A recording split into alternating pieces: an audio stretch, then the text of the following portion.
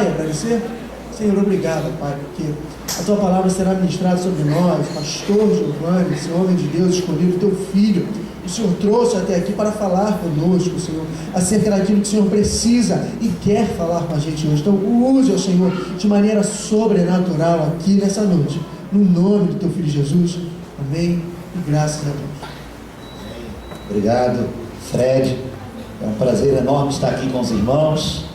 Uma vez que os irmãos já estiveram tantas vezes lá conosco, é a minha primeira vez aqui. E eu estou muito feliz. Estava comentando com o Salomão aqui, a gente tem a oportunidade de ir a muitas igrejas. No ano passado eu peguei 87 ou 89 vezes. Eu nem me lembro todos os lugares que eu fui. Eu não sou um cara que prego muito fora do Rio de Janeiro e nunca nem preguei fora do Brasil.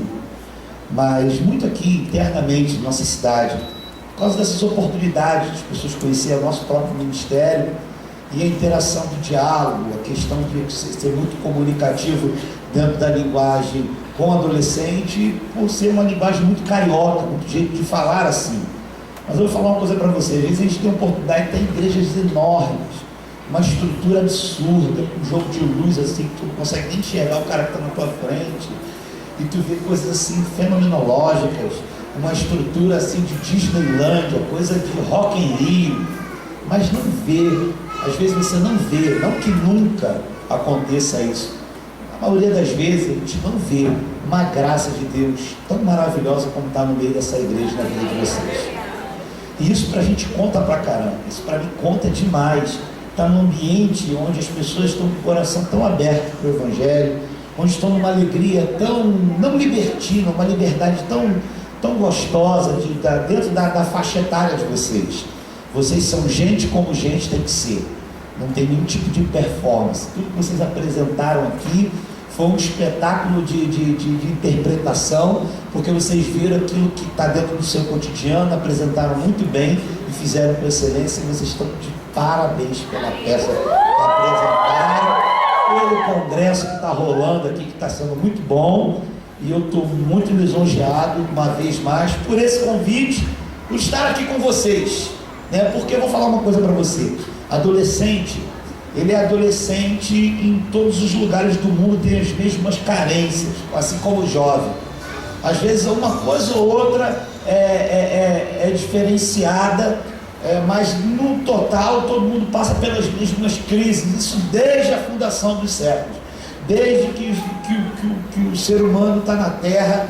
As complexidades de um adolescente, de um jovem são a mesma, muda-se às vezes a esfera da sociedade, muda às vezes alguns contextos, mas quando a gente vai analisar num todo, a galera está passando pelas mesmas carências. O adolescente carece de sabedoria, é uma fase, tanto adolescente quanto jovem.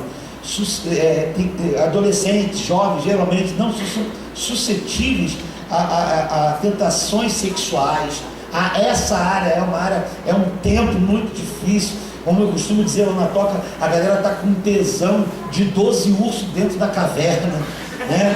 Os hormônios, eles não se convertem, é complicado, né? As questões da descoberta da sua sexualidade, tudo carece assim, carece de uma ética de trabalho. É importante imprimir na sociedade, através, logo na adolescência, imprimir no adolescente, logo passando para a juventude, a questão da preocupação do trabalho, da responsabilidade de trabalhar. O jovem tem uma falta, e o adolescente uma falta de consciência das consequências, quer dizer, não participa, não tem uma percepção de que algo que ele pode fazer agora pode refletir para a vida dele toda. Geralmente adolescente não tem essa percepção, ele quer curtir tudo, ele quer participar de tudo, ele quer estar na igreja tocando, ele quer ir lá no baile funk, é uma extremidade, é uma intensidade. Ele vem aqui na frente, se arrepende, no outro dia ele faz a mesma coisa que ele se arrependeu, e quando vem no outro culto fala de novo, ele se arrepende de novo, e no outro dia, como se nada tivesse acontecido, ele comete o mesmo pecado.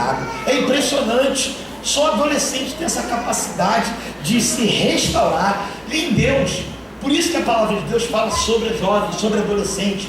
Vós sois fortes, porque essa força que vocês têm, esse vigor, essa capacitação não tem às vezes com um adulto. Às vezes comete um erro, fica uma semana, um mês, um ano de depressão. Caraca, cara. O adolescente ele se revigora, ele se reinventa cada vez mais rápido, ele tem poder de se reconstruir muito mais rápido do que um adulto. Isso eu admiro demais, por isso que eu quero ter um espírito adolescente, para me reinventar, me revigorar, assim como uma fênix, rapidamente conseguir superar esses obstáculos.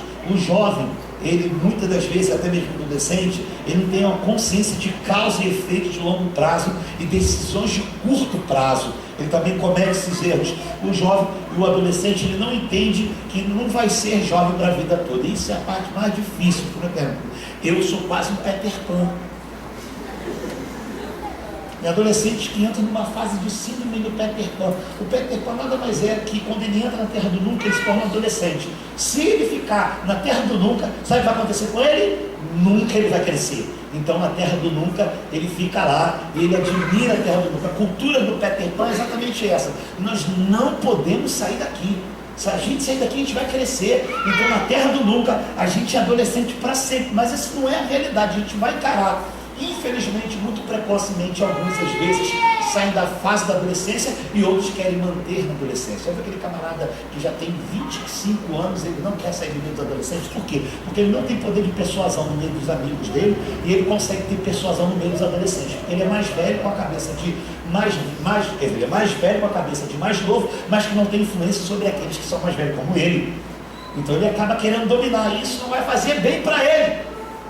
Mas tem gente que, como eu, às vezes, tem alguns jovens aí de 70 anos que tentam superar isso, mas isso faz parte, né? A gente vai caminhando e prosseguindo. Falando sobre isso, eu quero dizer para vocês que no todo, falando logo dessas palavras que acabei de anunciar agora, e como o Salomão muito bem aqui falou, assim, praticamente exatamente eu entendi, que nós somos resultados dos nossos encontros. Adolescência, juventude, é um período de encontros, a gente tem que tomar muito cuidado com os nossos encontros. Você tem uma ideia, boa parte dos discípulos, se não todos, e é melhor dizendo, todos, reafirmando, todos, se encontraram com Cristo e tiveram uma diferença a despeito disso. Até o próprio Judas se encontrou, mas depois ele também se encontrou com a ganância dele e ele acabou se corrompendo no caminho. Mas não significa que não tenha se encontrado com Cristo. E todos eles eram jovens, e alguns até adolescentes. E nesse princípio, uma vez mais, eles tiveram as mesmas complexidades que um adolescente tem hoje. Pedro, Tiago, João, os discípulos tiveram todas as crises que você tem hoje, há 2000 anos atrás, eles tinham.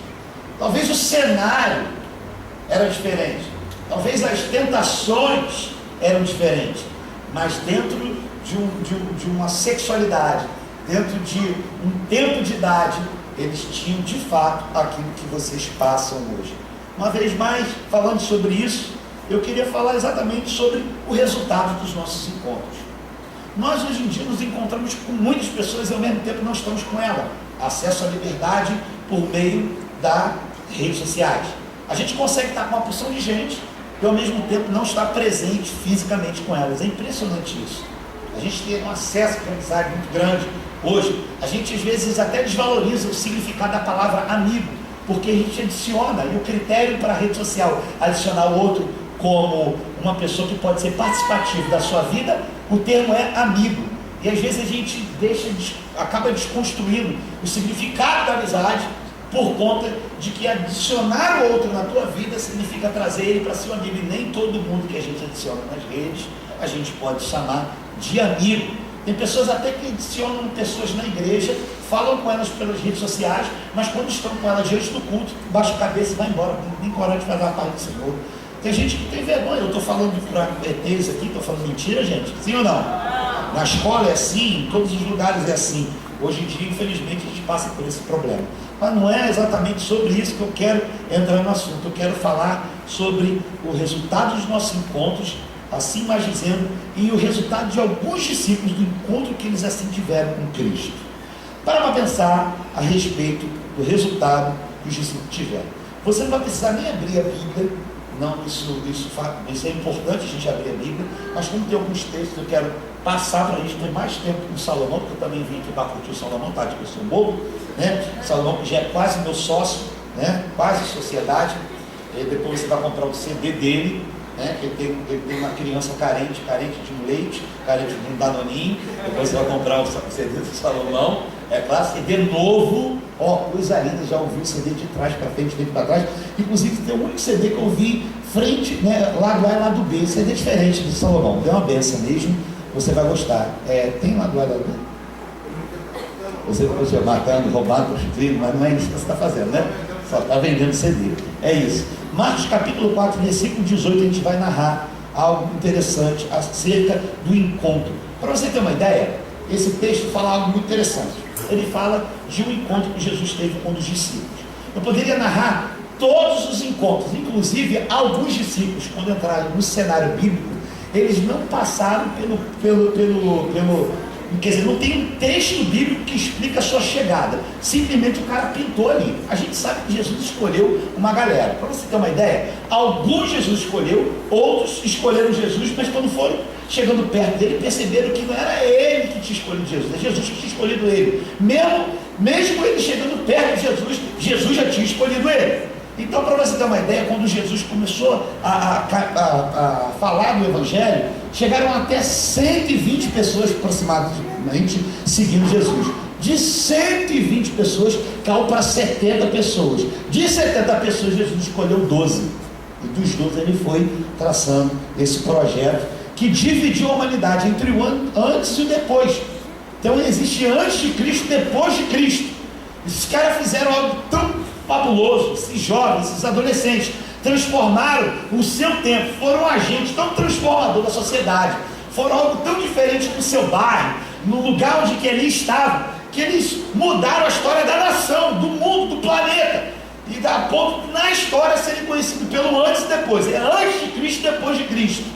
É claro que Cristo teve esse papel principal, mas eles vieram e trouxeram o Evangelho, e hoje nós só sabemos daquilo que aconteceu com Cristo por causa desses caras, desses 12 que caminharam com Cristo. E aí, Jesus, andando ao longo do mar da Galileia, viu dois irmãos, Simão, chamado Pedro, e seu irmão André, os quais lançavam a rede ao mar, porque eram pescadores.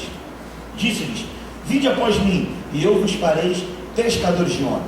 Eles, pois, deixando imediatamente as redes, o seguiram, e passando mais adiante, viu outros dois irmãos, Tiago, filho de Zebedeu, e seu irmão João, no barco do seu pai Zebedeu, consertando as redes, e o chamou. Este, deixando imediatamente o barco do seu pai, o seguiu. Cara, vamos parar aqui, para analisar que parada louca é essa. Chega um camarada igual o Salomão, barbudo, porque eu vou falar uma coisa para você, o cara mais próximo de parecer Jesus entre os cantores do Brasil todo ele não era Tades. Porque Jesus não era branco. Vou dizer para você, aquela imagem bonita, bacana, aquele Jesus de nariz fininho, aquele rosto, né, todo quadradinho, aqueles olhos azuis. Mas aquele cara é um gado, aquele cara não é Jesus. Aquele cara é muito bonito, aquele cara é um europeu, no mínimo um francês, né? Um cara italiano, mas ele cara não tem perfil físico nenhum para um judeu daquela época, que o sol castigava, que não tinha estrutura de proteção na pele, como a gente tem aí o protetor solar 200, né? Que a gente protege até pneu, né? Da possibilidade de queimar, uma coisa fantástica, mas esses caras não tinham. Então a Bíblia diz que nele não havia beleza e nem formosura, e uma das formas de identificar Jesus que Judas teve, por causa que ele era tão parecido com todo mundo, que ele não tinha nada de diferente na sua personalidade física, assim na sua personalidade de caráter ético e moral, na sua espiritualidade, foi chegar entre os soldados e dar um beijo em Jesus, porque o cara não tinha como imaginar quem era. Como é que vou imaginar quem é Jesus? Jesus era um cara, ele era tão parecido, ele era tão normal, era tão parecido com a gente, era tão normal. Esse cara não tem como identificar ele, não tinha roupa que identificava ele, nada, ele era gente como gente tinha que ser. E isso, Jesus encontra esses camaradas, velho. E aí o moleque está lá, o outro está pescando. E aí Jesus chega para ele: ei, bro, beleza? Beleza, como é que você está? Tranquilo? E aí? É o seguinte, tu pesca, né? Maneiro, show de bola. Vou te fazer pescador de homem. Jesus, sou macho, parceiro. Parada é essa, irmão. Estou aqui colhendo um peixe. levando uma sardinha para casa, mano. Tu chega para mim e fala que vou fazer pescador de homem, sou macho, não sou da contemporânea não, irmão. E vigia, Jesus. Que papo é esse, irmão? Você já parou de pensar nisso, cara? Os moleques estavam lá. Agora, uma coisa que você não sabe é que as cidades, elas eram à margem do oceano. Por quê? Porque dali se adquiria alimento. A possibilidade de viver bem era quem tinha barco. E a gente, quando olha para o camarada e chama ele de pescador hoje, a gente acha que tinha muito. Você acha que tinha engenheiro, como tem engenheiro hoje? O cara, o trabalho dele, ele é sargento do exército. Ele não tinha essas profissões todas que a gente tem hoje, não. Tinham poucas profissões, eles trabalhavam como pescadores. Isso significa que ele era filho de pescador, que tinha muitos barcos. Esse moleque era um playboy, cara. O moleque vivia na praia. O moleque pegava um peixe, mas pegava uma onda também. Estava sempre lá em conta Araruama, né? Araruama não, tu mora em Cabo Frio. Cabo Frio, né? Barra da Tijuca. Estava tirando uma onda. Esses moleques tinham bens, cara. Quando a gente olha para os discípulos, fica analisando eles pobres, eles não eram pobres, não. Pode dizer também que eram ricos, mas tinham uma condição boa. Por quê? Porque tinham barcos, já trabalhavam e já estavam sendo inseridos no contexto da sociedade, adquirindo aquilo que o pai estava deixando para eles. Uma cultura, um legado de trabalho. Tem adolescente aqui que trabalha e estuda. Tem adolescente aqui que só trabalha. Tem adolescente que só estuda. O importante é trabalhar e estudar. Se teu pai tem condição de bancar os seus estudos e não quer que você trabalhe, honra o teu pai, porque você está sendo muito beneficiado por isso. Porque a gente vive um tempo muito difícil, que às vezes você quer adquirir um telefone bacana, algo maneiro, e o teu pai não tem condição, então tenta conciliar trabalho e estudo. Eu não aconselho isso, mas não estou falando que isso é algo que será ruim para a tua vida, porque no meu caso, foi o que aconteceu. Eu trabalhei e estudei para ter o que eu gostaria de ter, uma roupa de marca, tênis bacana, e isso não me impediu de chegar onde eu gostaria de chegar. É claro, com a graça de Jesus Cristo, Ele nos abençoa. Então, esses meninos, eles estavam inseridos num contexto muito legal. Jesus não chamou qualquer um. Jesus chamou uma galera que tinha um certo tipo de compromisso. O moleque não estava à toa. Isso significa que Jesus não tem tempo com quem está desocupado. E aí você quer trabalhar na igreja, a galera está te convidando, vamos fazer um trabalho aqui na igreja. Está aqui o Fred, pô, vou participar. Eu estou estudando. Beleza, eu acho que você tem que estudar. Mas se alguém aqui da liderança da igreja, até mesmo o Fred, te convidou para participar de alguma coisa dentro da igreja, e você acha que é muito ocupado, Jesus não chama pessoas desocupadas. Pelo simples fato de você estar trabalhando ou estar estudando, é essa a responsabilidade que Ele vê em você. É por isso que você está sendo atraído para ter compromisso dentro da igreja, porque Deus tem compromisso com quem tem compromisso. Então dá para ajudar dentro das limitações? Sim, mas você não pode abrir mão disso, porque é um tempo maravilhoso fazer o exercício na casa do Senhor. Agora, uma coisa que me chama a atenção é o João nessa história. Ele anda de uma forma brilhante. Olha só. E passando mais adiante, viu outros dois irmãos, Tiago, filho de Zebedeu, e seu irmão João, no barco com seu pai Zebedeu, consertando as redes, e o chamou. Este, deixando imediatamente o barco do seu pai, seguiu.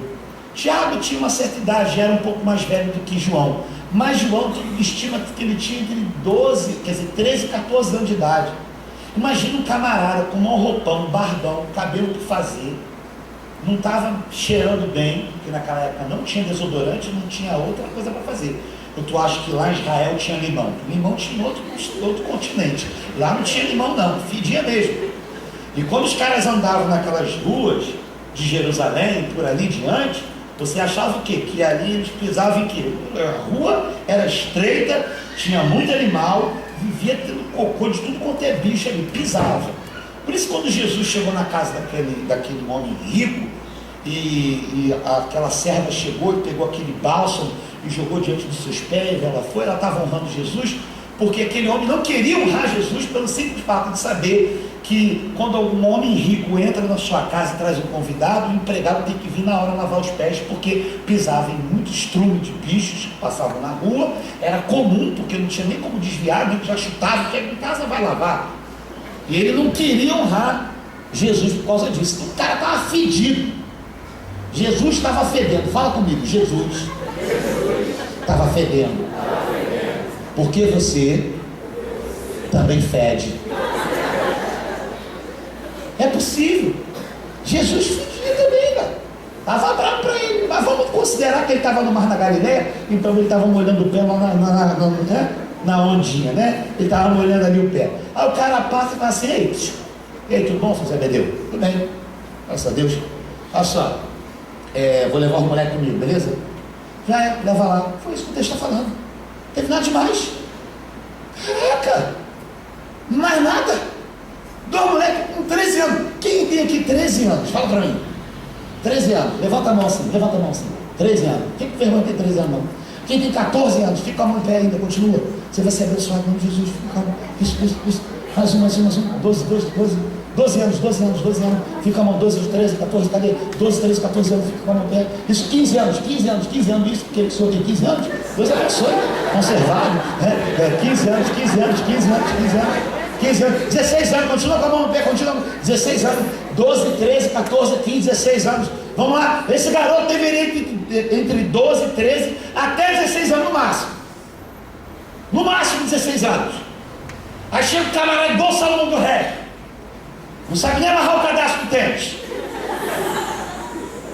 A cara toda amarrotada. Cheio de sono que viajou do Espírito Santo até aqui. Atravessou o Brasil. Aí o cara chega aqui, fala assim pro teu filho assim: papai que está aqui. Aí, vou levar o moleque vai ser meu discípulo. Tá maluco, parceiro? Sabe quanto que eu gastei na vida toda? 13 anos dando danoninho para esse filho da mãe? Tem noção? Foi exatamente o que aconteceu. Jesus chegou, mas não foi tão assim, gente.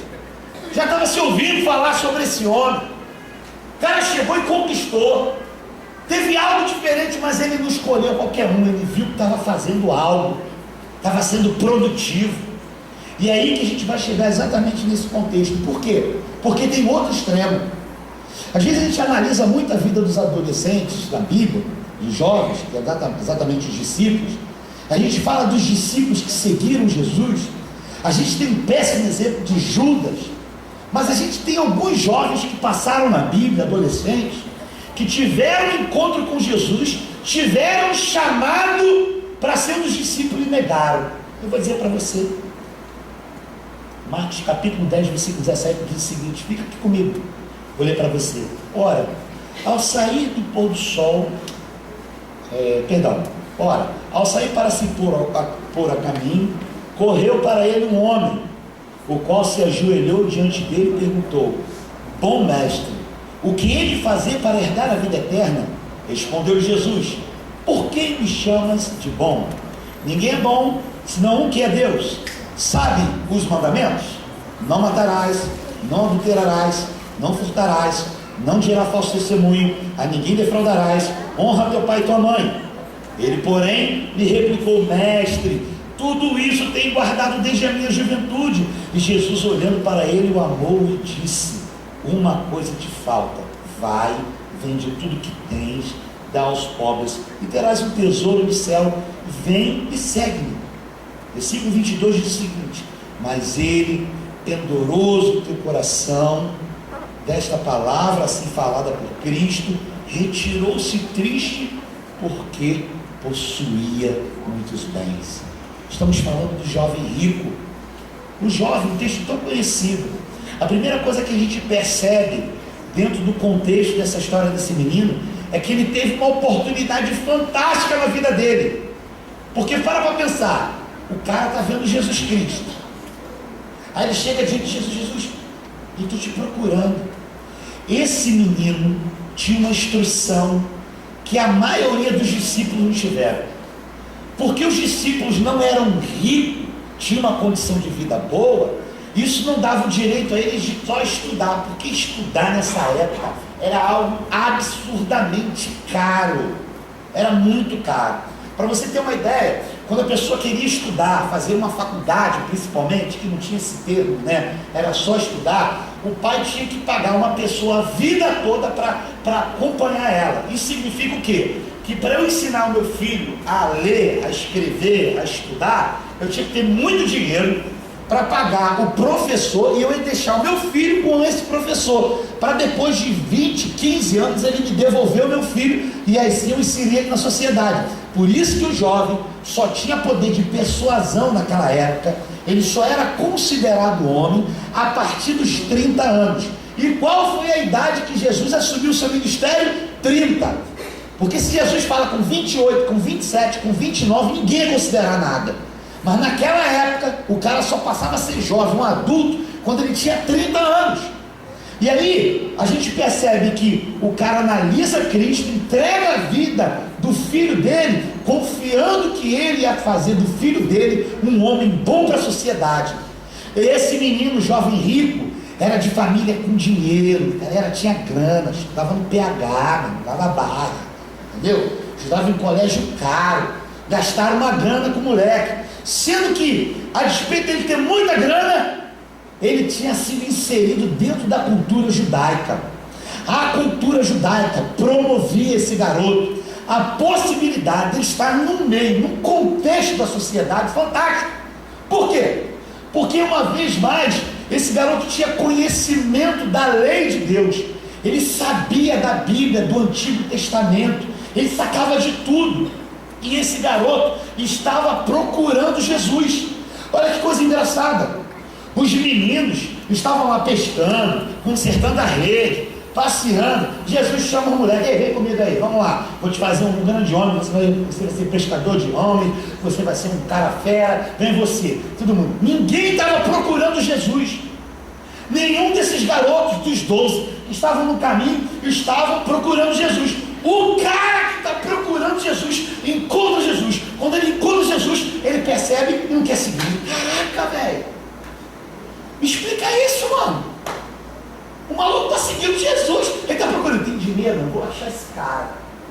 Está em Jerusalém, pega um jatinho dele na Jerusalém. Fui para Betânia, pego lá um ônibus aqui, metrô, trem, perdão, e eu vou para Sulacap, né? Betânia está lá na Sulacap, entendeu? E o cara vai atrás do cara, seguindo ele. De repente ele encontra Jesus. Cadê Jesus? O maluco é Jesus. Caraca, os sacerdotes falavam lá no templo que viria o Messias.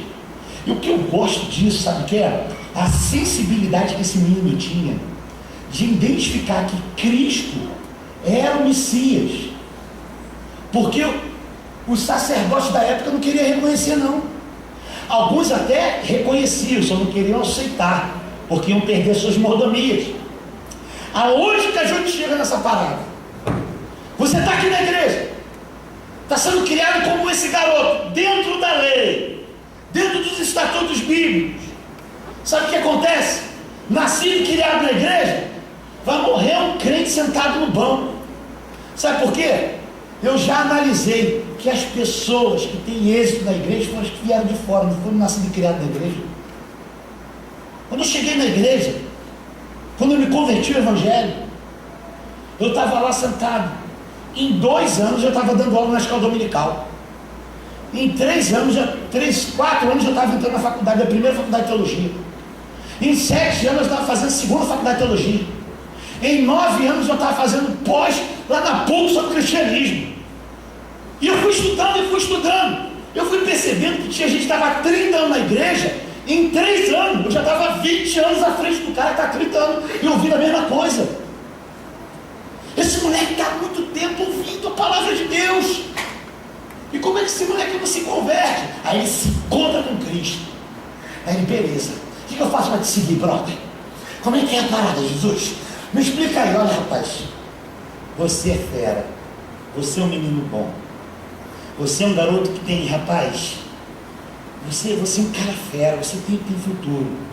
Jesus identificou que ele estava falando a verdade, porque se ele tivesse falado que tudo aquilo que Jesus tinha cobrado dele fosse mentira, Jesus repreendia ele: para de palhaçada, moleque, quer me enganar? Ali estava encarnado o Filho de Deus, cara. 100% homem, 100% Deus, com todo o poder da onipresença, onisciência, onipotência, estava ali nele, meu irmão.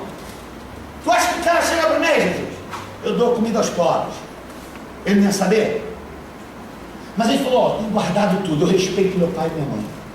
Eu sou um cara de gente boa. Eu faço tudo que tu quer que eu faça, eu toco na igreja. Sério, eu pergunto ao pastor Fred, por Deus. Eu juro por você que eu toco na igreja. Em nome de você mesmo, em nome de você, Jesus, eu falo para você, no nome do teu pai, que uma vez que você é filho dele, e eu também, teu irmão, porque ele é pai nosso, ele que está no céu, que é testemunhar agora na terra, que eu sou um crente bom, pode perguntar até o diabo na igreja. Eu não mastigo chiclete na hora do culto. Eu não fico fazendo peça, eu sou piriguete, eu peço, o que é isso? Eu sou de Deus, cara. Eu juro por você que eu sou gente boa. E Jesus fala assim, pois é, cara, você está fazendo tudo certinho. Você está indo bem, cara. Então faz o seguinte, já que tu está fera mesmo, vende tudo que você tem e me segue. Para pensar. O cara reconheceu Jesus. Só que o amor que ele tinha pelo aquilo que ele possuía era maior do que o amor que ele tinha pelo aquilo que ele desejava no futuro. Não troque aquilo que você deseja no momento pelo aquilo que você anseia no futuro. Porque pequenos momentos de arrependimento, de prazer, pode te dar grandes momentos de arrependimento. Tem gente que está numa vida santa, numa caminhada, aparece-lhe uma proposta, não é melhor do que a cruz nem o céu, mas porque está influenciado pelo momento, troca aquilo que deseja no momento pelo aquilo que deseja no futuro. Jovens adolescentes costumam tomar decisões precipitadas, achando que isso não tem grandes consequências no futuro. O namorado te chama para transar. Está casado? Não. Está empregado? Não. Tem estrutura familiar? Não. Porque você só vai ter estrutura para você quando você sair da sua casa. Não tem um concurso público, não tem no segundo grau. Aí você é refém da sua sexualidade. A necessidade de se envolver sexualmente com o outro em função do inconsciente coletivo. O que significa? Da apelação pública. Todo mundo na escola. As meninas sempre falam, mentira! Tem gente que chega na sala de aula e fala, transei com 4, não transou com ninguém, nem se masturbou. Mentira! Porque a cultura da necessidade de ser aceito, pelo simples fato de promover algo que envergonha o reino de Deus, mas que você quer se sentir aceito. As meninas têm vergonha de dizer que são virgens, e os homens principalmente, e acham que isso é um bom testemunho, quando na verdade você lá é um e aqui é outro. Esse garoto foi muito sincero, porque Jesus confrontou ele, e diante desse confronto ele chega para trás e reconhece, olha, mas o texto diz que ele saiu muito triste, ele possuía muitos bens. Não, os bens o possuíam. Os bens o possuíam. Às vezes você não tem uma condição financeira muito boa, e você vê algumas pessoas no seu bairro que tem, por exemplo, o moleque tem uma Honda Bis, caraca, o moleque pega geral, mano. Aí o moleque, a meta dele aí, pô, fazendo um cálculo aqui, só arrumar um emprego ganhando R$500, deu R$50 de dízimo, sobra 450, pedi pra minha mãe tirar no cartão uma motinha pra mim. Eu vi lá no jornal Meia Hora, R$350 dá pra pagar por mês. Vai botar gasolina como, animal?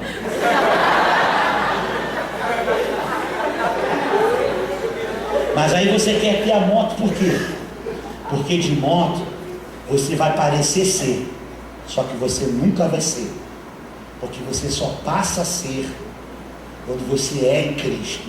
E se você é em Cristo, você nunca vai querer ter uma coisa para que essa coisa faça com que as pessoas sejam atraídas até você pelo aquilo que você possui, não pelo aquilo que você é. É isso que você tem que entender. Investe o teu dinheiro na possibilidade de fazer um curso preparatório, para quando você estiver mais velho, tiver mais maturidade, tiver mais equilíbrio, que é uma coisa que ainda você não entende, mas lá na frente você não vai se arrepender. Você pode até ter um carro simples, mas você vai ter uma formação espiritual preparada para ter um carro legal, tirou a carteira, tudo no tempo certo. E há muitos dos filhos que são estragados pelos pais exatamente porque dão aquilo que ele não precisa, porque eles não dão amor, suprem, sabe com o quê? Com bens materiais. Esse jovem era um jovem assim. Ele tinha muitos bens, os bens passaram a ter ele não tinha mais os bens. Aquilo que ele possuía ele. E isso a gente traz para o nosso contexto. O tempo que você passa com o telefone celular chega a ser vergonhoso com o tempo que você passa com a Bíblia. Você olha para a Bíblia e fala, estou contigo e não abro. Mas com o telefone celular você não larga. E aí você está se matando, morrendo, passando roubo, pedindo para fazer faxina fora, pedindo a mãe dinheiro, juntando, matando porco, galinha, juntando dinheiro de tudo quanto é forma. Sabe para quê? Para ter um iPhone. Só para ter a necessidade de abrir a porta do armário da casa Bahia, que já está quase caindo, com um pano de fundo todo pichado, e pegar a maçãzinha do iPhone, tirar uma foto, respirando fundo, sem parecer sua barriga de tanquinho, para mostrar para a pessoa. Você tem mais vontade de mostrar a marca do telefone do que a foto que reproduz você. Como se a capacidade de ter um bem valioso resumisse o seu caráter. Não, você está fazendo um papel de ridículo. Porque eu conheço gente que está gastando 5 mil reais no telefone, mas não teve a coragem de fazer um chapisco na parede do quarto. Burro. Você, como a Bíblia diz, tem fama de que está vivo, mas está morto. Você parece ser, mas não é. E no comercial muito antigo chama você de Denorex. Mas aí você não vai rir porque você não entende só os papéis. É uma parada muito antiga. Parece, mas não é. Igual o Denorex. Muitas das vezes o fator determinante da vitória são as escolhas. Não são as escolhas, mas sim as renúncias. A adolescência é tempo de renunciar. Os moleques estavam lá, uma vida boa com o pai, na praia, tirando uma onda, pegando peixinho, trabalhava um pouquinho aqui, comendo peixe à noite, fazia o alto Salomão do Rega, coisa assim. Não é tranquilo, básico. Esse moleque não, o moleque tinha muito dinheiro. Mas eles renunciaram um pouco que tinha. A diferença não está se você tem muito ou se tem pouco. A diferença está se você vai renunciar ou não. Não importa se você tem muito. Não importa se você tem pouco. Importa se você vai renunciar. Você está preparado para renunciar, para abrir mão daquilo que o mundo está lhe oferecendo no tempo de hoje. O cara está diante de Jesus Cristo, o cara abriu mão de tudo, brother. Ele foi chamado para ser um dos discípulos. Imagina se tudo acontece do jeito que a gente imaginava, quer dizer, que Jesus gostaria que fosse. Porque Jesus já sabia que se está no campo da imaginação, está no campo da inteligência dele. Se está no campo da inteligência dele, está no campo da onisciência, da presença dele. Principalmente onisciência. Então Jesus chega para um camarada desse, para um moleque desse, e fala assim, aí, vende tudo que tens e me segue. Aí o moleque vende tudo que tem e segue Jesus. O que Jesus ia fazer? Ia ser 13 discípulos ou 12? Já era para a galera do G12, ia quebrar, velho. Ia ser G13. Ia dar ruim. Não é isso, cara. Tudo indica que ele era para encaixar dentro dos 12. Havia um propósito de ser somente 12. Não era 13, 14, 15. Não era 120, não era 70. Por isso que a galera foi desistindo no caminho. Eram 12. Esse moleque foi chamado para ser um dos 12. E não importa a condição dele. E aí a gente percebe que Jesus quer incluir todo mundo no meio, se é rico, se é pobre. Mas como é que está o seu coração? Independente se você é rico ou se você é pobre. Não importa. Não importa isso, é isso que ele quer saber de você. Não troque o que tem valor pelo que não tem preço. Essa geração está trocando o tempo todo isso. A gente tem que ter essa percepção. Não troque o que mais deseja no futuro pelo que você mais deseja no momento. Então vocês estão tendo um sacrifício. Vocês viram o sacrifício para organizar isso tudo? Vocês viram o sacrifício que a igreja está fazendo por vocês para organizar isso tudo? Lembra de tudo isso? Guarde, se protege dentro desse ciclo maravilhoso de relacionamento que está sendo formado aqui. Cuida um do outro, zela pela vida do outro, porque isso aqui é um pilar do Evangelho na vida de vocês, no futuro de vocês. Daqui a 5 anos vocês vão lembrar desse congresso. Foi muito bom. Não é naquela peça, não tem coragem de fazer aquilo de novo não, amiga. Aí não. Ai que mico, cara, nunca eu faço mais aquilo. Tô morrendo de vergonha, chamei o Salomão de gostoso, sendo feio pra caramba. Pastor Giovanni não posso dizer nada, ele é até bonito, mas pastor Salomão não, fazer o quê, né? E é exatamente isso. Aí a Bíblia diz em Lucas capítulo 14, versículo 33 o seguinte: assim, pois, todo aquele que dentre vós não renunciar tudo quanto possui, não pode ser meu discípulo. Olha a referência para o Evangelho. Jesus nos chama para ser discípulo dele. E aí a gente tem essa evidência bíblica, essa referência bíblica, para ver qual é o modelo daqueles que ele quer trazer. Renúncia. E tudo que a gente não consegue fazer é renunciar, abrir mão de algo que a gente tem. Nós somos péssimos administradores do nosso tempo. Analise o tempo que você passa lendo a Bíblia e o tempo que você passa no computador, sem olhar para o seu pai agora, sem olhar para sua mãe. Vê se não é uma vergonha falar que é cristão, mas não conhecer nada da palavra que você diz revelar ser. É a mesma coisa que tomar remédio sem olhar a bula. Você só quer saber do efeito, mas você não quer saber da forma, do conteúdo. E aí você é refém de qualquer tipo de informação a respeito do remédio. Se alguém falou assim, isso aqui é muito bom, resolve o problema de dor de cabeça, é uma bênção. Você não quer nem saber se seu corpo está preparado para receber aquilo. E aí você vai passeando de igreja em igreja, porque você é um crente sensitivo, epidérmico e holográfico. Você vive atrás de sensações. Você sempre atrás de sensações. Você está atrás de uma igreja que te traz arrepio. E se a igreja que te traz arrepio não te trata, ou parou de trazer arrepio, já não traz tanto arrepio como trazia antes, porque botaram o ar-condicionado dela, você julga a igreja ruim e você sai fora. O critério para uma igreja ser de Deus nunca é a palavra, porque quando tem palavra, confronta o teu caráter. Quando confronta o teu caráter, você joga o 10 no burro e vaza, como diz a igreja popular. É exatamente esse garoto que foi confrontado. Você precisa ser confrontado, assumir o compromisso daquilo que está sendo falado, uma vez que esse confronto é uma verdade bíblica. Então, quando o pastor Fred estiver falando para vocês, exortando vocês, apertando vocês, não pense que ele está perseguindo vocês, não. Não pense quando ele chama um adolescente do canto e dá uma chamada, pô garoto, que parada é essa?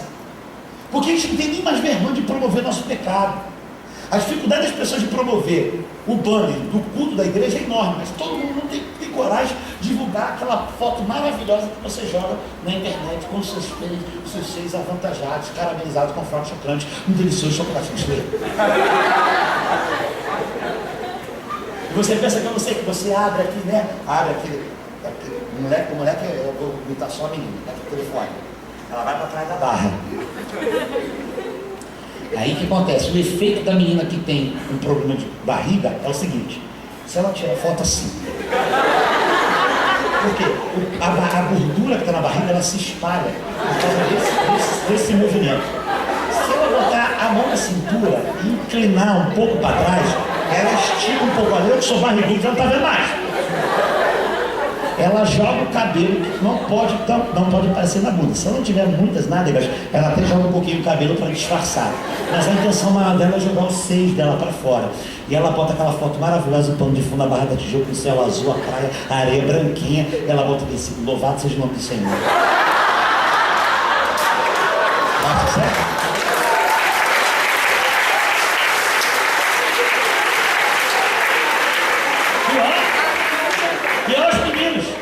Tem menino que tem um corpo tão estranho, que ele é magro, mas tem corpo de gordo. Eu não sei explicar isso. Tem camarada que é tão magro, mas tão magro, que ele deita na bunda e se cobre com a língua. Aí ele pensa que é forte, ele tem os gomos, todos eles desconjuntados, mas estão ali, resumidamente, separadamente, mas estão ali na barriga. Ele pega um boné de aba reta, rasga a bermuda dele, que é uma calça jeans antiga, que era uma ex-calça skinny. Ele tira a camisa, joga o boné, pega aquele tênis de cano longo, bate agora na foto, né, aquela parada, respira fundo e tira a foto. A nós novinha, Jeová na fita. A menina quer tirar um selfie. E ela se resume a pequenos pedaços do seu corpo, porque ela não se aceitou por inteiro. E aí, como ela é refém da sua sexualidade, ela vê que aquilo que ela tem de melhor é aquilo que ela pode produzir para atrair. Eu vou dizer uma coisa para você: aquilo que você está usando para atrair pode ser exatamente aquilo que está repelindo a bênção de Deus. Porque se você está usando as suas nádegas, para não dizer bundas, uma vez já falando, para você pegar os seus seios avantajados, esses melões maravilhosos que você tem, e aí você vai assim, faz o céu. Na verdade você quer tirar foto do seu peito, sai só o seu peito e a metade dos seus dentes, e você acha que está bombando. Na verdade você está mandando um recado para todo mundo: olha aí, gente, eu sou só esse pedaço do resto, do corpo não vale não. Você está se desvalorizando. Aí todo mundo fala: gostosa, peitão, né? Te chupo, garota. Acaba contigo, cachorra. E tu fica toda boba porque fizeram isso com você. Aí depois está orando para arrumar um namorado de Deus, não consegue. Por quê? Porque todo mundo olha para você como: te chupo, gostosa. Porque você resumiu você a pequenos pedaços do seu corpo, quando na verdade você tinha que apresentar você como inteira. O significa apresentar como inteira é fazer um nude, cheirar pelada. Glória a Deus, aleluia. Eu não estou falando disso não. Eu não estou falando disso. Eu estou falando que aquilo que você tem de melhor, a pessoa só vai conhecer se te conhecer. Mas você apresenta as coisas mais íntimas que você deveria apresentar para o seu marido, para todo mundo. E às vezes de forma inconsciente ou consciente, parecendo ser inconsciente. Porque mostrando fotinha de biquinizinho na praia, marquinha do verão, você não está testemunhando nada a Cristo. A Bíblia diz: vós sois cartas vivas. Isso significa que, se uma vez mais nós somos cartas, cartas servem para ser lidas. Eu estava vindo agora com meu padrinho de casamento lá, e o nome dele é Salgado Maranhão. O cara é um poeta, o cara tem música escrita com Djavan, com Ivan Lins, com Elba Ramalho, uma série de pessoas. O cara tem mais, só de um dos 10 livros que ele já fez, ele tem 6 milhões de livros vendidos. Ele não é conhecido no Brasil. Eu estava falando para ele: Salgado, eu ia usar no carro, eu estava para ele: Salgado, me explica uma coisa. A gente parou de escrever carta, né? Ele: pois é, perdemos as coisas simples da vida. E a gente está atrás sempre de coisas grandes na vida. A gente não quer parecer ser simples. A gente quer sempre parecer uma coisa que não é.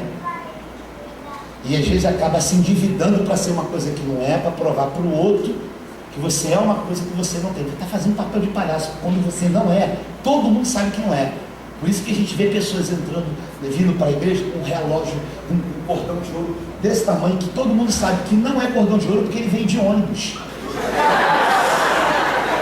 Como é que uma pessoa que anda com um cordão de 1 quilo, valendo 10 mil reais, não tem um carro?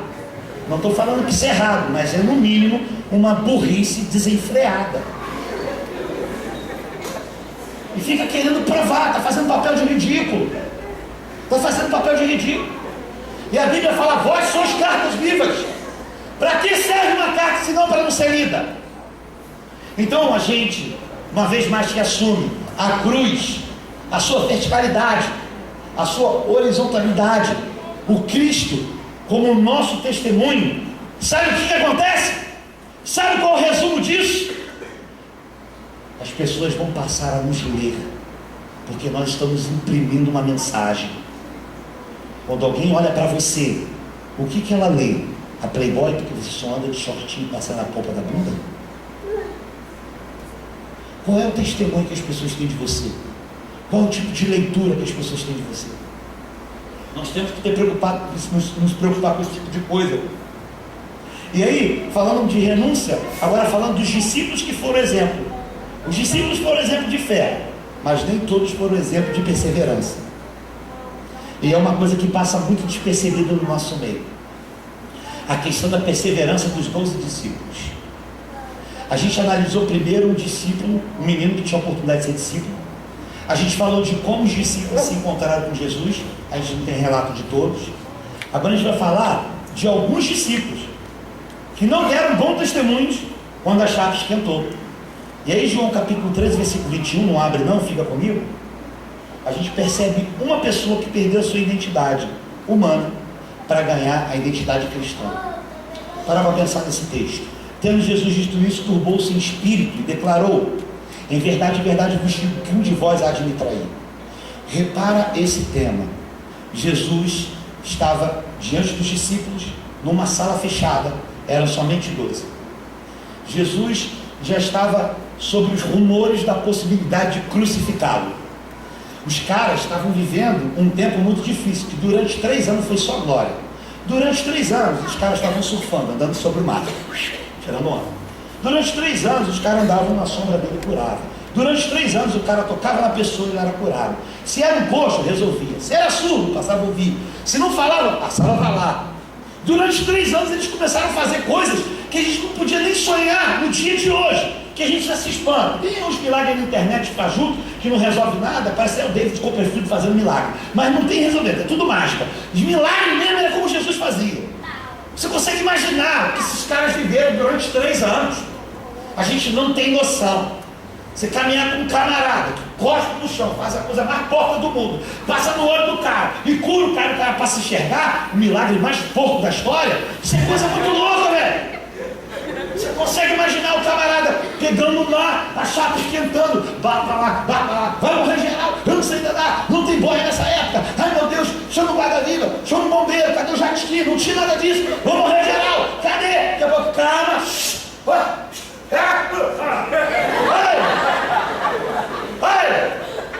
para, Beté, tira o ventilador, Jeová. Para de mexer aí debaixo da água. Disparou tudo. Vizinho, porcelanato, igual da igreja. Aí Jesus andando. Andando. Que isso, velho? Tá andando, mano. Não consigo imaginar uma parada dessa, meu irmão. Eu não consigo, mano. Eu tinha me mijado, gritado, Vasco. Senhor, tira o cara da segunda divisão. Eu já ia pedir lá pro meu lado. Caraca, velho. O cara tira a onda. Os caras participaram de umas paradas muito loucas. E de repente, os caras estão numa sala. Viram coisas loucas, fenomenológicas, transcendentais, que deixam de Macedo com vergonha, invejando o resto de Jesus. Se Jesus fosse da minha igreja, a gente bombava, tinha dominado o mundo todo, era até Rede Globo. O cara fica louco. Os caras estão numa sala, aí fala assim, ó, em verdade vos digo, um de vocês há de me trair. Silêncio coletivo. Mas a mente, um respirar, síndrome do pensamento acelerado, foi mergulhando na cabeça desse garoto. O que você está falando, velho? Um de vós há de me trair, um de vós há de me trair. 12, Judas, safado. Pode ser ele. Judas pensando, sou eu. Não, a história não é essa. A história é João. Será que foi Pedro? O cara é muito estouradinho, né? Jogando futebol. Dá glória a Deus na igreja, mas aqui chega só na canela. Foi Pedro. Foi Pedro. Pedro, filha da mãe. Esse moleque vai trair Jesus, Pedro. Aí Pedro pensando, Marcos, não vale nada, cachorro. Marcos, ele é Marcos. Tenho certeza que Marcos. Marcos pensando, Tiago contra o baixista. Não vale nada. Não vale nada. Todo contrabaixista da igreja é músico, é demônio. Com certeza. Tenho certeza. Exceto Abraão, que já é santo, purificado, aleluia. É ele, só pode ser ele, pronto. Eu tenho certeza absoluta. Aí chega em Judas, agora chega em Judas. Aí Judas, estão pensando que sou eu. E eles estão certos. Sou eu mesmo. Sou eu. Jesus lança essa palavra e fala assim, tendo Jesus dito isso, turbou-se o Espírito, declarou em verdade, vos digo que um de vós há de me trair. Os discípulos se entreolhavam. O texto diz que eles se entreolhavam. Preste atenção, por que eu tirei essa conclusão de ser o que agora vou falar? Preste atenção. Os discípulos se entreolhavam perplexos, sem saber de que ele falava. Ora, achava-se reclinado sobre o peito de Jesus e dos seus discípulos, aquele a quem Jesus amava. E esse, pois, fez Simão Pedro o sinal e pediu, pergunta de quem é. Ponto. Versículo 24. Presta atenção. Os discípulos se entreolhavam perplexos. Depois, mais à frente, 2 versículos à frente, ele fala o seguinte: uma vez que eles se olhavam perplexos, Pedro o discípulo, fazendo-lhe sinal, pergunta-lhe quem é. O texto não diz que Pedro falou direto. Pedro diz para João, Pedro diz para o discípulo a quem Jesus amava, fazendo-lhe sinal. Então Jesus fala assim, ó, um de vocês vai me trair. Um de vocês aqui vai me trair, estou sabendo já sei que o Vaga revelou, já sei quem é, meteu a mão na moeda, vai jogar 10 no burro e gastar no fliperama. Eu já sei que vai jogar no bicho. Eu sei que é você, estou ligado quem é. Ele se entreolhava, todo mundo desesperado, perplexo. Ai meu Deus, o que vai acontecer? Caraca, quebrou. Ai, mano, vai voltar todo mundo a pescar. Estamos ferrados, não vamos nem poder abrir nosso ponto de pregação. Estamos lascados. Já é, mano, acabou tudo, fechou pra gente, acabou tudo. Milagre, fim, acabou, admiração, não tem mais. O que eu falei da minha vida? Ó vida, ó céus, é isso aí. Aí eles olharam, perplexos um para o outro. Pedro olha para o discípulo a quem Jesus amava, fazendo-lhe sinal, pergunta: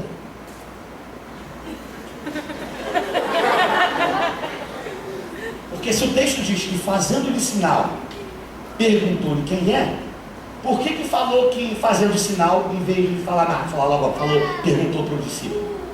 Fazendo-lhe sinal. E eles ficaram mais atemorados. Agora olha que coisa interessante. 120, 70, 12. Dos 12 discípulos, tinham 3. Pedro, Tiago e João. Pedro estava entre os 3 discípulos mais próximos de Jesus Cristo. Mas dentro dos 3 tinha um que superava. Não era o segundo, era o primeiro. E ele olha exatamente para o primeiro. Por que Jesus, Pedro, se era tão íntimo de Jesus, passa a bola para outro, se ele não poderia chegar em Jesus e perguntar? Porque Pedro tinha uma oscilação dentro de si acerca do cristianismo. Pedro, logo depois desse cenário, negou Cristo 3 vezes. E demonstrou que ele não estava tão preparado como ele achava que era, e o que assim estava. E aí, ele olha para aquele que entre os 12, que entre os 3, tinha uma intimidade acima da média.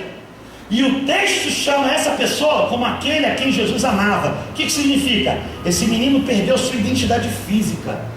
Ele passou a ser reconhecido pelo seu relacionamento. Sabe quem está falando? De João. João tinha uma intimidade tão grande com Jesus, que ele perdeu a sua identidade. As pessoas olham, esse aqui é João, não, esse aqui é Cristo. Esse aqui é aquele menino que Jesus ama. Esse aqui é aquele menino, olha só, chegou uma pessoa aqui na igreja, dá licença, boa noite, quero saber quem Jesus ama. Pô, ama todo mundo, não, todo mundo está entendendo. Já, eu quero saber quem é que Jesus ama. Aí tu já vai pensar, aquela irmã do coque é sinistra, velho, Deus fala muito. Ô Jesus, misericórdia, aquela irmã Deus usa, Deus usa. Aquela irmã Deus ama. E você, não, eu toco na igreja, entendeu? Eu prego de vez em quando, né? Eu pego as ofertas. Aquela irmã Deus ama. É exatamente isso. A proposta para vocês hoje é essa: testemunhar o evangelho de tal forma que as pessoas identifiquem vocês pelo comportamento que vocês têm cristão, como essa peça foi falada aqui. Chegam diante de você, não renunciou. Tinham 3 grupinhos ou 4 grupos, não importa, existe um grupo de evangélicos, um grupo de cristãos, estão evangelizando. Zombou da tua cara? Beleza, brother, eu te amo. Daqui a 5 anos, quando estiver na casa de recuperação, eu te resgato. Mas um dia tu aceita Jesus. Você quer sair comigo? Não quero beijar tua boca não. Mas se você começar a orar comigo, eu posso te consertar no Jeová, te dar uma palavra de Deus, e quem sabe daqui a um tempo até casar com você. Você tem que testemunhar, bro. Tem que testemunhar. Tem que crer. As pessoas estão lá observando a nossa vida. As pessoas lá fora estão querendo enxergar a luz. Mas a gente tem que ser luz fora do luzeiro, tem que ser sal fora do saleiro. Todo mundo aqui é crente bom aqui dentro. Eu quero ver você ser crente bom lá fora da tua escola. Eu quero saber se você é um crente bom dentro de casa, dando testemunho dentro de casa. Eu quero saber como você é no cursinho, na faculdade, no trabalho. É isso que Cristo quer, porque aqui a gente não tem coragem de fazer aquilo que a gente vive fazendo lá fora, porque senão a gente vai ser excluído daqui. Não é excluir que a igreja vai te excluir. Os nossos olhos excluem as pessoas, apontam para as pessoas. Automaticamente você sabe que você está fazendo algo errado no lugar que você sabe que as pessoas vêm para se santificar. É tempo de testemunho, é tempo de renúncia, tem que negar. E aí olha que coisa interessante que a gente vê. A intimidade de João era fruto do amor que ele tinha por Jesus Cristo. Uma proposta maravilhosa logo depois. Olha como é que aconteceu com os discípulos. Mateus 16, 24 diz o seguinte: então disse Jesus aos seus discípulos: se alguém vir após mim, negue-se a si mesmo, tome a sua cruz e siga-me. Essa é uma proposta maravilhosa que ele nos traz. Mateus versículo 26, versículo 32 é o seguinte: mas Pedro respondendo-lhe, ainda que todos se escandalizem de ti, eu nunca me escandalizarei. Eu não vou deixar de te largar, eu não vou te largar de jeito nenhum. Disse-lhe Jesus: em verdade vos digo que essa noite, antes que o galo cante 3 vezes, me negarás. Respondendo Pedro: ainda que me seja necessário morrer contigo, de modo algum te negarei. E o mesmo os disseram todos os discípulos. Vou chegar onde eu quero, presta atenção. Todos os discípulos acompanharam Pedro. Jesus: olha, vocês dão um jeito aí, a gente não vai te largar não, Jesus. Aconteça o que acontecer, a gente está contigo, brother. Nós não larga você por nada, mano. Nós está contigo, mas é o frente contigo, Fred, com o pastor, essa igreja, esse ministério adulto. A gente não larga isso aqui não, irmão. A gente está contigo. Ele diz: olha, Pedro, começando você vai me trair. Mas a gente está com ele também. A gente está no discurso dele. A gente não vai te largar não. Olha só, Marcos capítulo 14, versículo 51. Ora, seguia certo jovem envolto num lençol sobre o corpo nu e o agarraram, mas ele, largando o lençol, fugiu despido. O texto está falando de Marcos. Marcos estava seguindo Jesus envolto num lençol, estava peladão. De repente fala assim: ei, ô moleque, você aí do lençol, viu? Sou mendigo, sou lençol não. Sou mendigo. Não, você mesmo, você andava com Jesus. É você mesmo, tu é crente. E qual é, brother? Sou crente nada, você. Tu é crente, tu é daquela igreja lá, Palavra Viva, tu é de lá, velho. Tu é de lá. Não sou não, mano. Ih, não sou não, parceiro. Não sou. Eu não sou daquela igreja, eu não sou. É assim, pô, pode falar que tem um discurso de crente aí, pô. Eu sei que tu é crente. Não sou não. Sabe o que esse Marcos fez? Sabe quando os discípulos fez? Pegou aquele lençol, saiu correndo. Agarraram ele, conseguiu pegar o lençol. Ele largou o lençol, saiu pelado na multidão. Porque nu e pelado é a mesma coisa.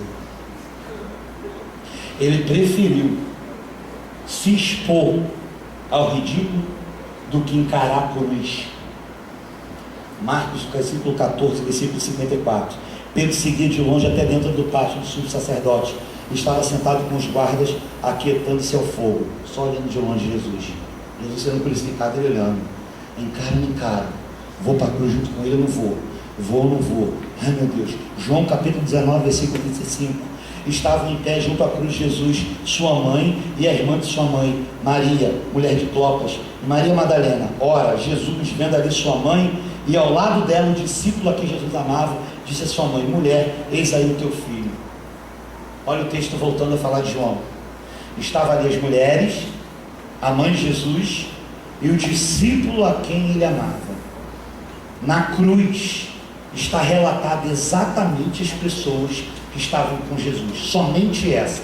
Vou ler para você. Junto à cruz, sua mãe, a irmã da sua mãe, Maria mulher de Clopas, Maria Madalena e João.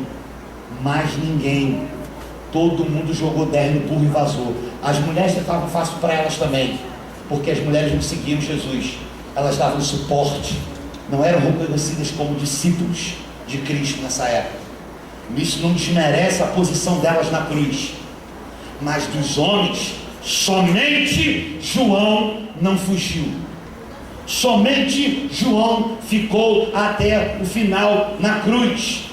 O verdadeiro amor se revela na comunhão da sua palavra. Aí eu vou dizer uma coisa para você. Olha como é que morrem os discípulos. Mateus morreu esfaqueado, Tiago decapitado, Pedro crucificado de cabeça para baixo, Filipe crucificado, Matias queimado, Bartolomeu enforcado, Tiago filho de Alfeu apedrejado, André crucificado em forma de X, Simão Zelote e Judas Tadeu picotado com machado, Tomé morreu de lança, João morreu de velhice. Na sua juventude João não negou Jesus. Na sua juventude, ele renunciou tudo. No momento que ele tinha que estar com Cristo, no momento que ele tinha que ir para a cruz, ele foi. Todo mundo correu, teve êxito. Alguns escreveram livros bíblicos, alguns marcaram Antioquia, marcaram a Ásia, a Europa. O Evangelho chegou através deles, mas nenhum deles foi como João, que foi passar a sua aposentadoria na ilha de Patmos. A Bíblia fala que o livro de Apocalipse foi escrito por João, e ele estava cego. Tentaram matar João de todas as formas. Pegaram João de cabeça para baixo e jogaram num caldeirão de azeite quente, pelando. Quando trouxeram ele, a pele dele estava melhor do que estava antes, com uma bundinha de bebê, lisa. Desesperados, os historiadores falam isso. Pegaram João e jogaram ele numa ilha. Não dá para matar esse cara, a gente não consegue matar ele. Por que que isso aconteceu com a vida de João? Porque ele não teve medo da cruz. Quer ter um futuro garantido, corre para a cruz. Não estou falando que se você não ir para a cruz, a posição é só a cruz. Não tem outra opção, é a cruz. É na sua juventude, oferece a sua mocidade. Você tem 12, 13, 14, 15, 16 anos, não é isso? Não é adolescência? A mesma idade de João. O tempo que você vive hoje, a idade que você tem, o período que você viveu, sabe por quê? 13 anos. 13, 14, 15, 16. Ele passou 3 anos com Jesus. Essa fase que você está vivendo a adolescência, viva ela e ofereça a Deus. Oferece a Deus sua sexualidade. Oferece a Deus a sua vida. Guarde o Senhor para guardar o teu futuro. Testemunha Cristo na escola. Passa tempo com Deus lendo a sua palavra. Testemunha Cristo, evangelizando, proclamando o Evangelho de Jesus Cristo. Você vai ver o que Deus vai fazer no teu futuro. Eu posso falar para você, meu irmão, tem 10 anos longe, não tinha nada para mim, não sobrava nada para mim desse mundo. Na igreja, desempregado, fazia missões, ia para lá, ia para cá, não arrumava namorada, triste, não tinha ninguém. Fiquei 8 anos solteiro, esperando no Senhor. Todo mundo zombava de mim na igreja. Isso não vale nada, isso não vai dar em nada. Olha lá, feio pra caramba, cara todo igual uma areia mijada. Olha lá, feio pra caramba, não sei o que, não sei o que é lá, isso não sei o que. Olha o tamanho do nariz dele, nariz vai até um tucano. Mentira, minha cabeça aqui é pequena, meu nariz é normal. Não sei o que, não sei o que é lá, ele zombava de mim, ele não sei o que, isso que é lá. Beleza, olha aí meu futuro hoje. Sou pastor de uma das melhores igrejas do Brasil. Vou dizer que é melhor, é uma maior referência do Brasil. Deus me deu essa graça, mas eu testemunhei ter uma filha abençoada, ter uma esposa abençoada, uma casa abençoada, amigos abençoados, um ministério abençoado. Entrega seu caminho ao Senhor agora, entrega a sua vida. Então eu vou falar uma coisa para você. Talvez o Evangelho chegou a você igual chegou para esse jovem rico. Você está menos chique que ele, andando só assim, ó, procurando Jesus, vendo, pô, maneiro, tá, pô, já é Cristo, pô, parceiro, muito bom. Mas você ainda não se entranhou. Você precisa de mais. Você precisa de mais. Cara, eu preciso. É sobre isso que a gente vai falar. Eu vou chamar o Salomão para vir aqui à frente comigo. Porque você está aqui nessa noite. Talvez tenha sido convidado por esse teu amigo que encheu o teu saco para você vir aqui. Te insistiu tanto, falei, tá bom, vou lá ver aquele maconheiro cantar. Mas ele não fumou maconha. Ele nunca fumou maconha, nunca se drogou. E mesmo assim Deus dá música para ele para inspirar, para alcançar pessoas. Que a despeito de nunca ter usado falar na mesma linguagem. Com uma liberdade do espírito fantástica. Você está aqui parecendo um cachorro caindo da mudança, sem entender nada, mas a palavra foi para você. Porque você parece ser, mas não é. Você está insatisfeito com você mesmo. Você está triste porque você está sabendo que não vive a vida que você poderia viver a nível de potencialidade. Você está na igreja há um tempão, mas não gerou vida na tua vida ainda. Você precisa de um despertamento. E é sobre isso que a gente está falando nessa noite. A gente deu exemplo de discípulos, pessoas que viram coisas absurdas que nós nem sonhamos, mas quando a chapa esquentou, jogaram 10 no burro e vazaram, abandonaram Jesus. Se esses camaradas abandonaram Jesus, você acha que você não pode abandonar? A pergunta é, quem você quer dentro do reino? A proposta é você ser como João, aquele a quem Jesus ama.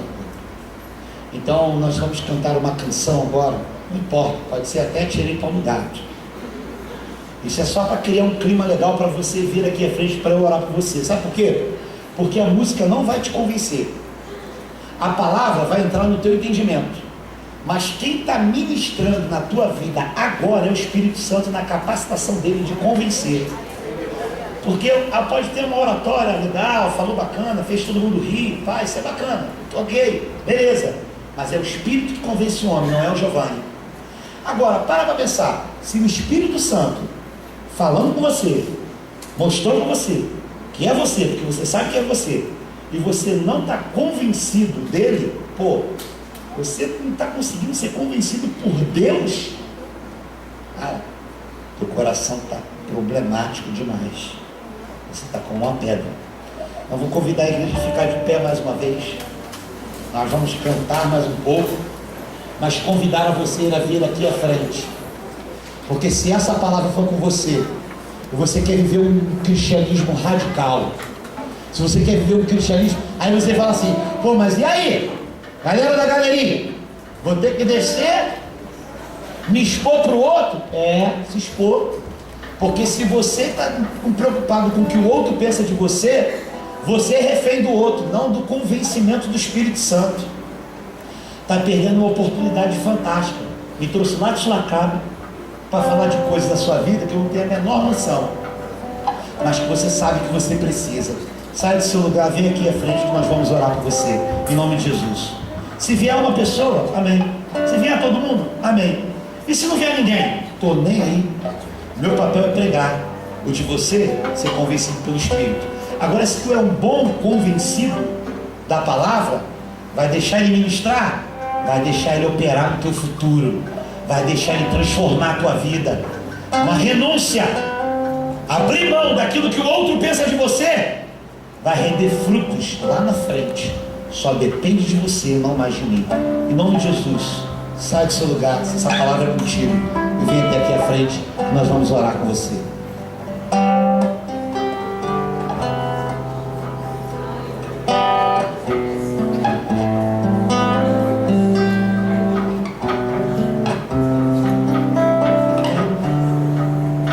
Senhor, eu nasci para te chamar de Deus, nasci para te chamar de Pai, Ser muito forte, e andar ao seu lado.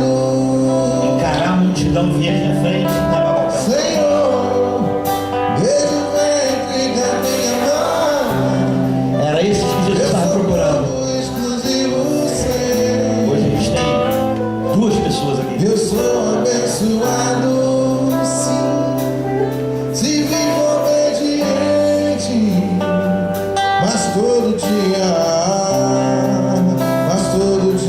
o pecado vem,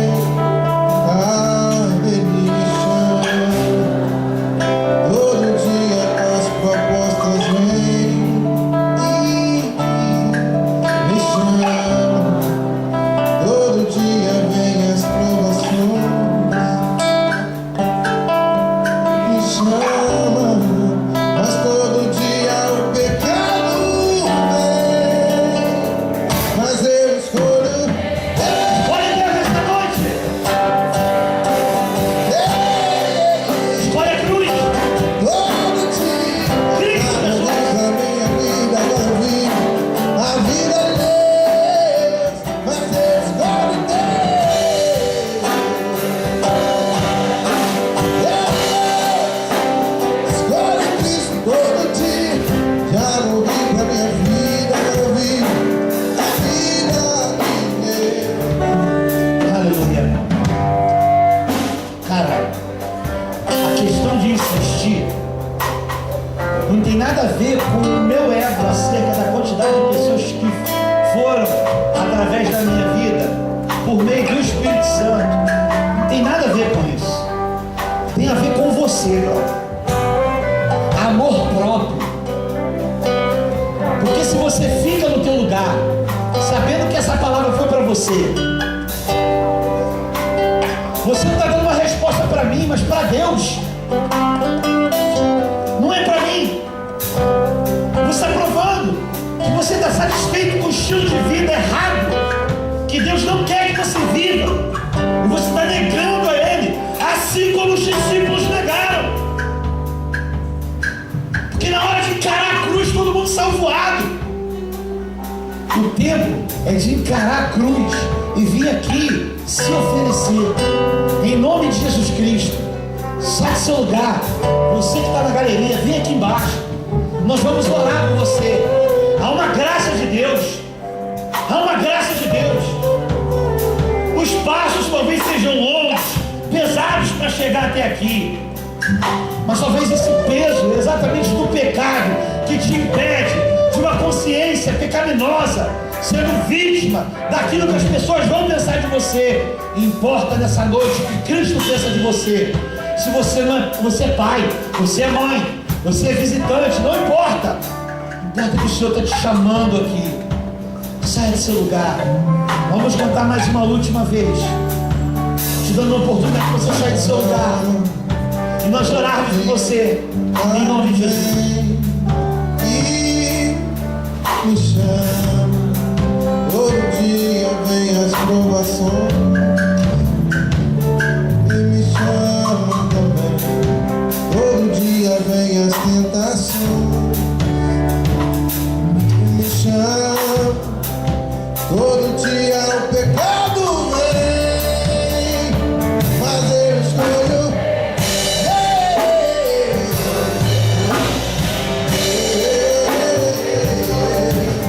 Todo dia, sabe ouvir, agora eu vivo, mas eu escolho Deus, escolho ser amigo de Ele. Todo dia, agora eu quero a vida de Deus, mas eu escolho Deus, escolho Deus. Todo dia, agora eu vivo, escolho Deus,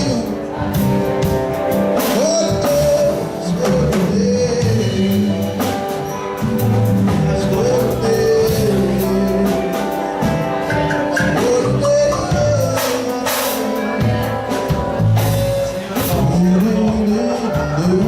Aleluia, o Senhor é bom.